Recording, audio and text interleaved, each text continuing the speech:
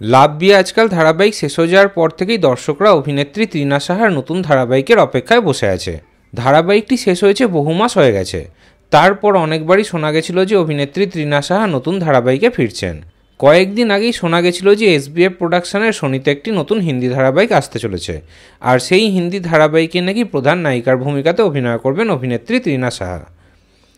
তবে এবার খবর পাওয়া যাচ্ছে যে ওই নতুন ধারাবাহিকে শেষ মুহূর্তেই বাদ পড়েছেন অভিনেত্রী।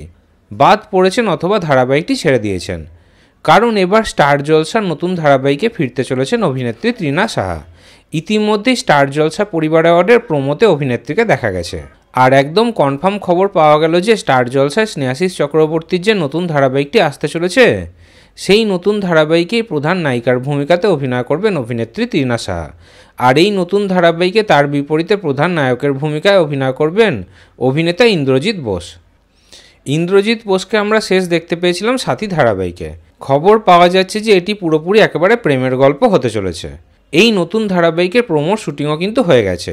তাহলে স্টার জলসায় স্নেহাশিস চক্রবর্তীর নতুন ধারাবাহিকে ইন্দ্রজিৎ তৃণা জুটিকে দেখার জন্য আপনারা কতটা এক্সাইটেড কমেন্টে অবশ্যই জানাবেন। বাংলা সিরিয়ালের এই ধরনের নতুন নতুন আপডেট পেতে চ্যানেলটি এক্ষুনি সাবস্ক্রাইব করে নিন।